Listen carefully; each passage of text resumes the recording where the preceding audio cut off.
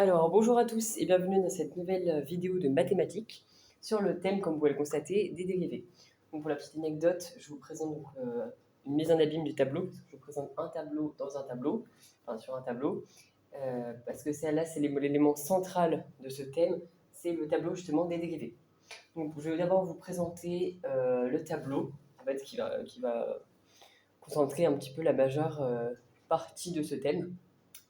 Donc ici, vous avez 3 colonnes. Donc, je vais vous présenter par colonne les lectures mathématiques de chaque colonne. Comme ça, vous pourrez voir comment on lit des phrases mathématiques, lire des phrases comme ça. Et aussi pour vous entraîner, donc entre chaque ligne et chaque colonne que je vais lire, à chaque fois en fait, chaque phrase que je vais lire, je vous laisserai, si vous voulez, mettre la vidéo en pause pour que vous vous entraînez à écrire en français ou à dire la phrase oralement avant d'avoir la solution, avant d'avoir la réponse. Voilà. En tout cas, vous avez 3 colonnes. Ici, vous avez les fonctions f. Ici, vous avez les fonctions dérivées, comme c'est écrit, donc les dérivés de f. Et ici, les ensembles de dérivations. Donc, pour vous présenter, par exemple, pour lire les phrases, donc je vais vous les lire.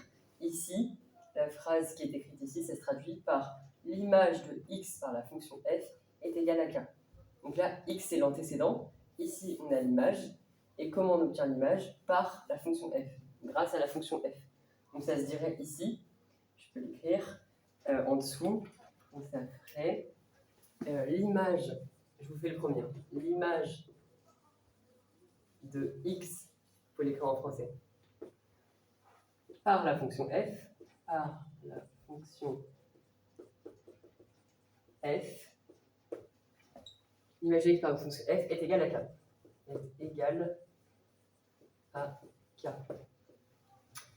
Donc c'est clairement ce qui est écrit ici. Et ici, on a l'information pour l'image que k appartient à l'ensemble des réels. Donc ici, ça s'écrirait, donc je l'écris ici, là c'est la phrase 1, je mets P1, P2 pour phrase 2. Hop. Donc k appartient à l'ensemble des réels.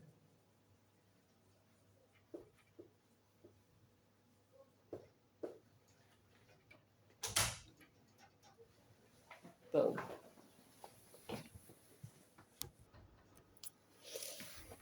Oui, donc excusez-moi, donc k appartient à l'ensemble des réels. C'est ce que la phrase mathématique est clairement écrite, enfin la lecture de la phrase mathématique traduite en français, ça donne ça. Donc là je vous les ai écrites pour vous donner un exemple, et pour les prochaines je vais les faire oralement. Donc, par exemple ici, l'image de x par la fonction f est égale à x.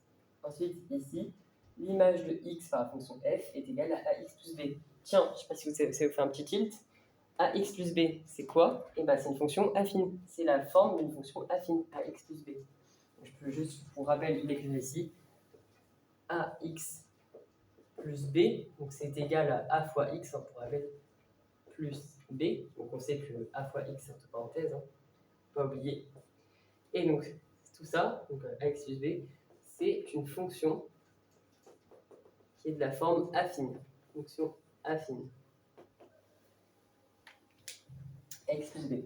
Ensuite, ici, l'image de x par la fonction f est égale à x au carré. Donc i puissance 2, mais bon, généralement on dit au carré. Et quand c'est puissance 3, au cube. I puissance 4, comme le jeu. Ensuite, ici, l'image de x par la fonction f est égale à x puissance n. Donc on ne voit pas très bien, je peux vous le réécrire en dessous. Donc l'image de x par la fonction f, c'est x puissance n. Puissance n. Donc là, on nous informe que n appartient à n étoiles.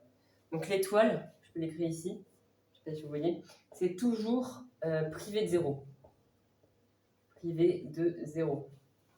C'est ça que ça veut dire. Donc quand c'est R étoile, c'est R privé de 0, donc l'ensemble des réels privés de 0. Là, c'est N étoile, donc c'est l'ensemble des entiers naturels privés de la valeur 0. Et donc là, on nous informe que N appartient à l'ensemble des entiers naturels, attention, des entiers naturels qui sont privés de la valeur 0. Ensuite, ici, f de x est égal à racine de x, donc l'image de x par la fonction f est égale à racine de x. Donc son image, c'est la racine de lui-même, donc c'est l'image, c'est la racine de l'antécédent pour le calcul. Donc, par exemple, si vous cherchez l'image de 5, vous faites racine de 5. Si vous cherchez l'image de 183,7, vous faites racine de 183,7, et ainsi de suite. Ensuite, ici, donc ceux-là, on va moins les voir, surtout les deux là. C'est un peu plus complexe, donc c'est l'image de x par la fonction f est égale au sinus de x, et l'image de x par la fonction f est égale au cosinus de x. Donc ça, c'est la trigonométrie. C'est un peu plus complexe. En tout cas, les principaux, c'est vraiment ça. Les principales dérivations est celle-ci, celle qu'on voit juste en dessous. F de x est égal à moins 1 sur x, et f de x, donc l'image de x par la fonction f est égale à moins 1 sur x, et l'image de x par la fonction f est égale à 1 sur x puissance n. Je l'ai écrit ici, hein. C'est ça, hein, c'est x puissance n, on voit pas très bien, mais c'est ça. Ensuite, ici, vous avez la colonne des dérivés. Donc, je vais faire une lecture, pareil. Donc, cette fois-ci, on ne va pas dire l'image, parce que là, ici, vous avez l'antécédent, ici, image, et la fonction. Donc là, on ne va pas dire que l'image de x par la fonction f, c'est, enfin, l'image de x par la fonction f, c'est, là, on ne dit pas ça. On dit que la dérivée de la fonction x est égale à. Donc, ici, la dérivée de la fonction f est égale à 0. La dérivée de la fonction f, la dérivée de la fonction, la dérivée de la fonction x, excusez-moi, est égale à 0. La dérivée de la fonction, parce que c'est la fonction, c'est f. Donc la dérivée de la fonction x est égale à 0. La dérivée de la fonction x est égale à 1. Alors, attendez. Une deuxième coup. Oui, donc c'est ça. Donc c'est la dérivée de x par la fonction f. Donc là, on dit l'image de x par la fonction f. Et là, c'est la dérivée. La dérivée de x par la fonction f est égale à 0. La dérivée de x par la fonction f est égale à 1. La dérivée de x par la fonction f est égale à a. La dérivée de x, donc il y a la souris, je peux l'enlever si vous voulez. Voilà, comme ça, on voit mieux. Donc la dérivée de x par la fonction f est égale à 2x. La dérivée de x par la fonction f est égale à n fois x plus n-1. Donc je vais remonter le tableau, juste avant, parce que ici il y a la différence. Là, ici c'est le tissu, ici c'est le tableau, c'est parce qu'il y a la lumière et le projecteur qui est reflété. Donc je vais finir la lecture et je vais vous réécrire cela pour que vous voyez mieux. En tout cas, c'est n fois x puissance n-1. Ensuite, la dérivée de x par la fonction f est égale à 1 sur 2 puissance racine de x, racine carrée de x. Ensuite, donc ceux-là, c'est les plus compliqués aussi, on va pas les étudier. Hein, donc c'est la dérivée de x par la fonction f qui est égale à cosinus de x. Ici, la dérivée de x par la fonction f est égale moins, donc ici il y a bien moins, sinus de x. Ensuite, ici, vous avez la dérivée de x par la fonction f qui est égale à moins 1 sur x carré, x puissance 2. Et ici, vous avez la dérivée de x par la fonction f qui est égale à moins x sur x puissance n-1. Et je fais juste les instants de définition, puis je vous écrire ceux qu'on ne voit pas très bien. Donc ici, vous avez que, donc pour les 4 premiers, c'est que, même les 5, excusez-moi, premier, c'est l'ensemble de définition R, donc l'ensemble des réels. Et pareil pour les deux autres ici, les deux cosinus, sinus, donc la trigonométrie. Il y a juste celui-là, pour la fonction racine carrée de x, où l'ensemble de dérivabilité, c'est de 0 à plus l'infini, intervalle ouverte. Hein, c'est comme ça. Et ensuite, les deux derniers, c'est R étoile, donc c'est l'ensemble de définition des réels privés. Donc étoile, c'est privé de la valeur 0. Donc je vais vous remonter le store pour vous écrire à côté les valeurs dont on ne voit pas très bien.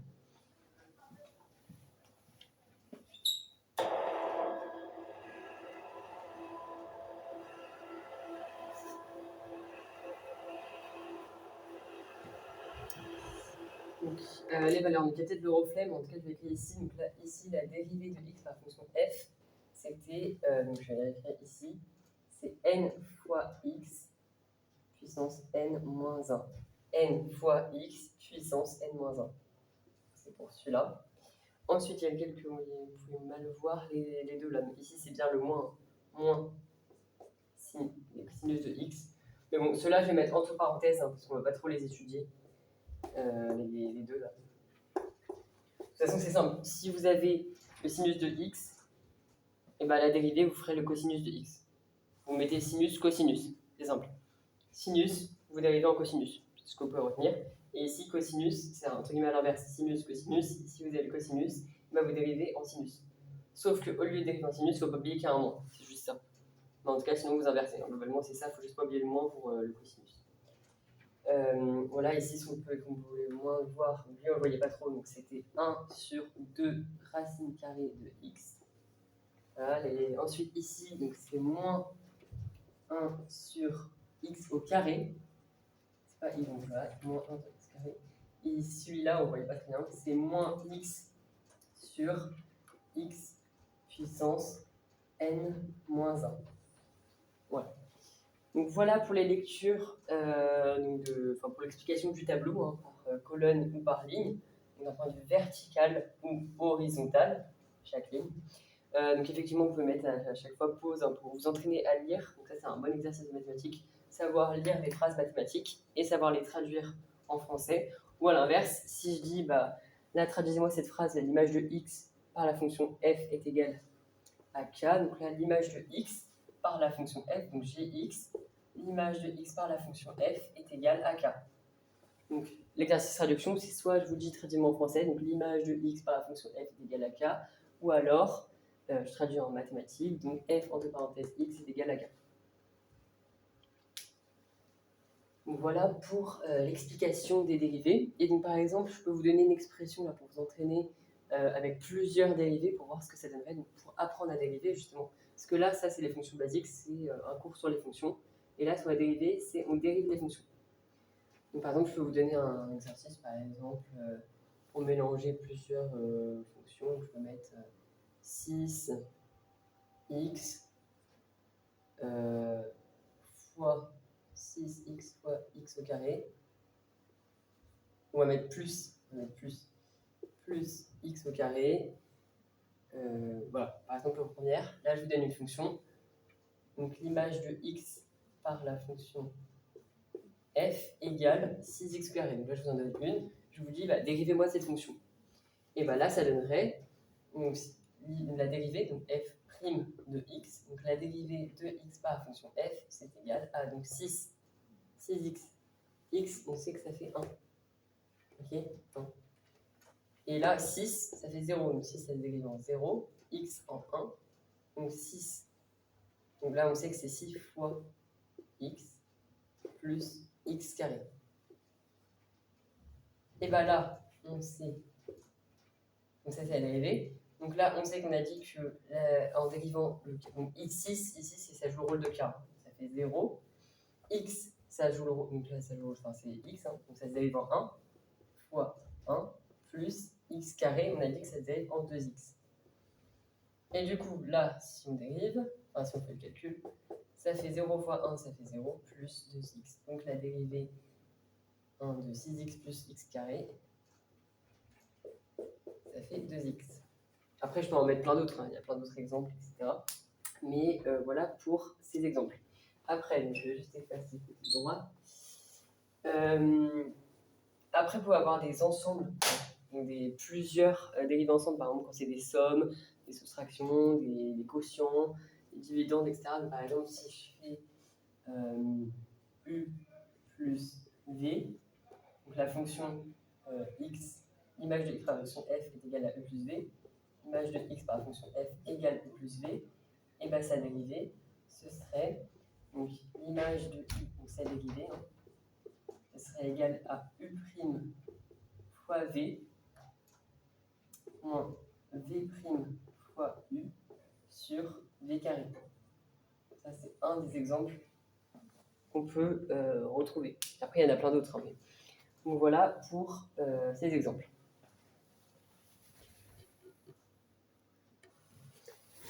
Donc là, pareil, j'ai enlevé l'histoire, donc peut-être qu'il y a un reflet. Mais en tout cas, ici, je vous ai mis d'autres dérivés. Donc tout à l'heure, je vous ai mis les dérivées principales. Et là, je vous ai mis d'autres dérivés. Donc, tout à l'heure, je vous avais mis un petit peu les dérivées principales avec les principaux calculs. Là, maintenant, on est avec des quotients, des sommes, des différences, etc. Donc, par exemple, ici, vous avez l'image de x. Je continue la lecture. L'image de x par la fonction f qui est égale à ku, donc k fois u, je peux l'écrire ici, k fois u. Et donc, c'est dérivé. Donc, la dérivée de x par la fonction f est égale à k fois u'. Là, il y a le prime. Donc, c'est-à-dire, autrement dit, quand vous avez k fois u, ça dérive en k fois u'. Donc c'est égal à k fois u'. Et u', c'est quoi? C'est la dérivée de u. Donc quand vous devez calculer k fois u', et en fait vous faites k fois la dérivée de u. Donc pour calculer la dérivée de k fois u, vous dérivez d'abord u. Et donc le résultat de la dérivée de u, vous le multipliez par k. Et ça fait la dérivée de k fois u. Ensuite, ici, vous avez u plus v. Donc, u plus v, c'est quoi? C'est u' plus v'. Donc, vous avez u plus v, il n'y a rien de plus simple, vous dérivez, vous faites dérivée de u plus, donc, u plus v, c'est la dérivée de u plus la dérivée de v. Vous dérivez les deux, vous les additionnez. Rien de plus compliqué. Ensuite, quand c'est un fois, donc là, quand c'est un produit, là, vous avez U fois V. Et bien, vous faites U' fois V, avec des parenthèses, plus V' fois U. Donc, je rajoute des symboles pour faciliter la compréhension. Donc là, quand vous avez U fois V, c'est U' fois V. Donc, vous dérivez U que vous multipliez par V ensemble. Et ensuite, d'un autre côté, vous faites la dérivée de V que vous multipliez par U. Ensuite, vous récupérez les deux résultats que vous additionnez. Donc voilà. Ensuite, ici, l'image de x par la fonction f est égale à 1 sur u. L'image de x par la fonction f est égale à u sur v. Voilà. Donc en tout cas, quand la fonction c'est 1 sur u, et ben, la dérivée de x par la fonction f, c'est moins, ici il y a bien le moins qu'il ne faut pas oublier, u' sur u au carré. Donc vous dérivez u, et ensuite, u, vous le mettez au carré. Et donc, pour la dérivée de 1 sur u, et ben, vous prenez le résultat de la dérivée de u, divisé par le carré de u, et ça vous donne la dérivée de 1 sur u. Ensuite, u sur v. Donc là, c'est ce qu'on avait vu, donc c'est u' fois v, je peux le rajouter ici, moins v' fois u. Donc, c'est-à-dire que vous prenez la dérivée de u, que vous multipliez par v, la valeur initiale, pas la dérivée de v, et ensuite, vous prenez d'un autre côté, donc pareil, je peux mettre des parenthèses, vous faites d'un autre côté le calcul de la dérivée de v multipliée par u, et vous prenez les deux résultats, donc comme ici, comme on faisait là, que vous soustrayez, donc vous retranchez, vous faites une différence entre ce résultat-là et ce résultat-là, et donc le résultat de la différence, vous le faites sur v carré, donc sur la valeur de v qui est multipliée au carré. Voilà pour des autres formules. Donc ça, c'était au niveau des formules. Ensuite, je vais vous présenter donc les dérivés. Donc là, je vous les présenter au niveau des formules. Donc c'est un peu la base, les calculs d'un point de vue algébrique au niveau des calculs. Et maintenant, je vais vous présenter sous un point de vue, sous une forme géométrique avec les graphiques. Donc c'est la deuxième manière d'étudier les dérivés. Donc, je vais vous montrer tout de suite. Je vais effacer le tableau juste avant.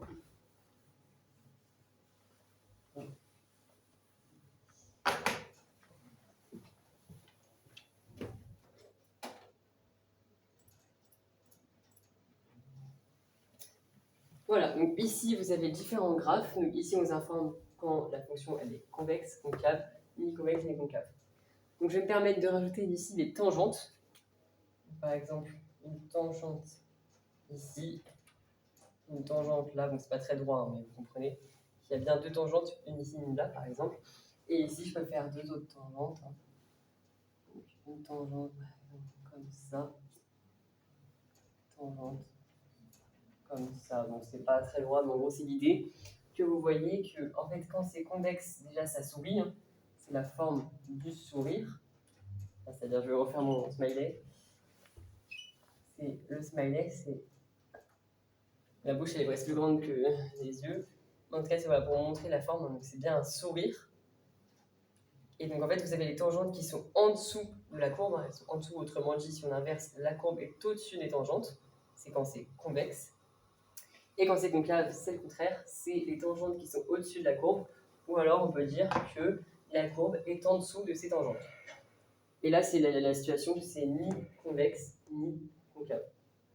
Donc c'est quand c'est en plein milieu. Parce que là, on voit bien que ici, là, cette partie-là, ces deux parties-là, là, ici, c'est négatif, c'est inférieur à 0, donc au niveau de l'ordonnée, donc des images. Et toute cette partie-là, elle est positive, elle est supérieure à 0, elle est positive. Donc, parce que au niveau de l'axe des ordonnées, au niveau des images, elle est positive. Parce qu'ici, on est à 0. Pareil ici. Ici, donc là, on est à 0. Toute la partie là, elle est positive, dans le sens où les images sont positives, donc sont supérieures à 0. Et là, elles sont inférieures, donc c'est négatif.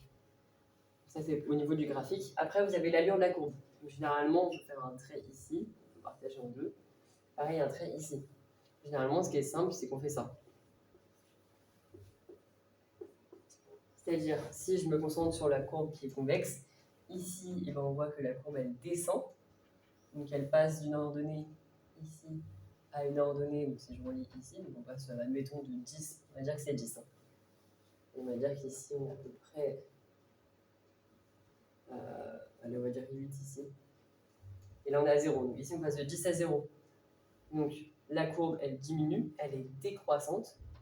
Et ici, donc si même elle descend, même au-delà de 0, ici on est, on va dire, à -3 par exemple. Et ensuite, à -3, elle remonte. Donc là, elle est croissante. Donc elle est croissante, décroissante. Donc si je fais un tableau de variation, ça ferait quoi? Ça ferait x, f de x. Et ben elle est décroissante, puis croissante. Et à quel moment? Donc, admettons là, ça va de -3. Donc là, on part de 10. Hein. Là, on va de 10 à -3. Donc, on met moins l'infini, plus l'infini. Les valeurs -3 passent par 0, on va mettre 0, et elle monte à 10. Donc, au début, elle est décroissante. Elle passe de 10 à -3. -3 qui est la valeur centrale, puis après on remonte, on passe de -3 à 10. Donc, décroissante, croissante. Autrement dit, donc là en soi elle est positive, elle est en positif, mais comme elle est décroissante, on va dire qu'elle est négative. La pente elle est négative, elle descend. Donc là c'est négatif, et là c'est positif puisque ça remonte. Ensuite, la fonction concave. Je vais faire le tableau de variation ici. Je peux faire ici. Image de x. Donc là, moins l'infini toujours, hein, ça passe par 0, plus l'infini. Ici, on dit que ça va jusqu'à 8 et on part. Donc ici, c'est 0, on part aussi de -3, on va dire. Voilà, -3, 8. Au début, elle est positive et ensuite, elle est négative. Donc, elle est positive de -3 à 8. 8 qui est dans la valeur centrale. Et ensuite, elle est négative de 8 et on passe à -3. Donc, c'est approximativement, j'ai mis une échelle classique comme ça. Mais c'est pour vous donner une idée qu'au début, elle est positive, elle est croissante, elle croît. Et ensuite, elle est négative, elle décroît. Ici. Et donc, à quel moment il y a la rupture, il y a le changement du passage positif à négatif? C'est à 8. Parce qu'ici, c'était à -3, justement. Donc, 8, c'est pour la fonction concave, et -3, c'est pour la fonction convexe. Et ça, c'est un cas particulier où elle est ni concave, ni convexe. Ça, on ne fera pas. Voilà une autre méthode. Donc ça, évidemment, c'était une autre méthode pour étudier la dérivabilité des fonctions. Donc étudier les fonctions, leurs dérivées, etc. Donc là, par exemple, qu'est-ce que j'ai fait? On a fait un tableau de variation de la fonction. Tableau de variation, tableau de valeur, ou tableau de signe, c'est l'évolution du signe. Donc au début, c'est positif, c'est négatif.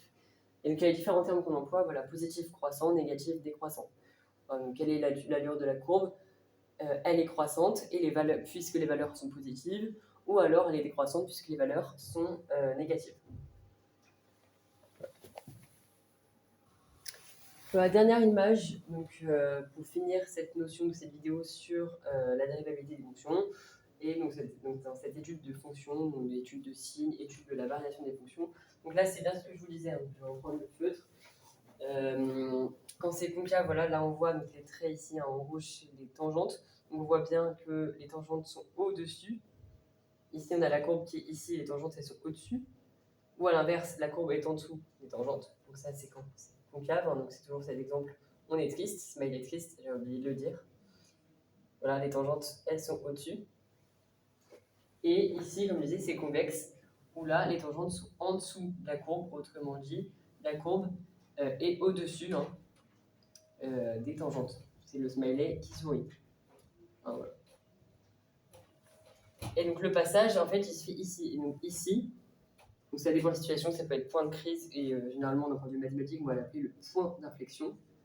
Je vais le noter en point d'inflexion, qui signifie, ou je peux écrire inflexion avec le degré. Donc ça, c'est une aide pour la prise de notes. C'est au lieu d'écrire ion, le ion va le remplacer, comme je l'avais dit dans d'autres vidéos, par le degré.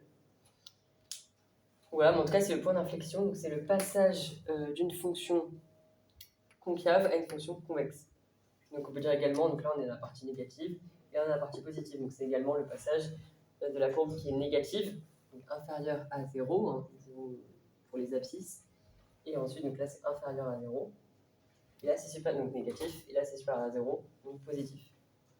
Donc c'est la différence entre c'est le passage d'une fonction concave à convexe et donc négative à positive. Donc parfois ça peut être l'inverse, ça peut être convexe concave. En fait ça dépend vraiment de la courbe de l'allure de la courbe. Parfois elle va être que convexe, parfois elle va être que concave, parfois elle va être, comme on l'a vu dans le cas particulier tout à l'heure, l'image précédente, ni concave ni convexe, ou parfois elle va être, voilà, soit elle va être que convexe, soit que concave, soit concave puis convexe, soit convexe puis concave, soit ni concave ni convexe. En fait il y a toutes les possibilités qui sont possibles, c'est qu'elle veut dire tous les cas qui sont possibles. Voilà pour cette vidéo sur les fonctions, donc en grande partie sur la fonction, et en présentant notamment les deux manières d'étudier la dérivabilité des fonctions, avec d'un côté l'étude algébrique, avec des valeurs, des formules, etc., et d'un autre côté la méthode plus géométrique, avec des graphiques. Aussi, autre chose que je voulais ajouter, tout petit dernier point, toute petite dernière précision, c'est que donc là, la dérivée, ça s'écrit f', donc là on dérive une fois. Et parfois il y a des cas où il y a f''. Et si je continue, f''. Et bien en fait, f'', c'est la dérivée de la dérivée. f'', c'est la dérivée de la dérivée de la dérivée. Donc à chaque fois, il y a une mise en abîme de la dérivée. Et je peux continuer ainsi de suite, mais ça, c'est le niveau supérieur, infiniment supérieur. Mais en tout cas, par exemple, généralement, en terminale ou dans d'autres classes de lycée, on peut étudier f''. Donc c'est la dérivée de la dérivée. C'est-à-dire, on a f, on a fait la dérivée. Donc f, on l'a dérivé une fois. Donc quand on a fait la dérivée une fois, c'est f'. Et quand on a f', c'est que je dérive la dérivée. Donc f, on dérive deux fois. Donc f, je dérive une fois, ça fait f'. Et je dérive deux fois, ça fait f'. Je dérive trois fois, f'. Ouais, c'est un petit détail, ça je ne l'ai pas précisé parce que c'est un niveau supérieur, mais c'est pour faire une petite introduction et pour quand même préciser parce que vous pouvez être amené à rencontrer la dérivée de la dérivée ou la dérivée de la dérivée de la dérivée, et ainsi de suite. On pourrait presque mettre que f'', je peux l'écrire là, f'', on pourrait presque dire que c'est la dérivée puissance 3, on pourrait presque écrire prime 3 de la fonction f. Donc c'est la dérivée puissance 3, et que f', ce serait la dérivée puissance 4, et ainsi de suite, de la fonction f. Donc voilà pour cette grande vidéo donc, sur toutes ces notions qu'on a vues. Je vous remercie, et la vidéo s'achève.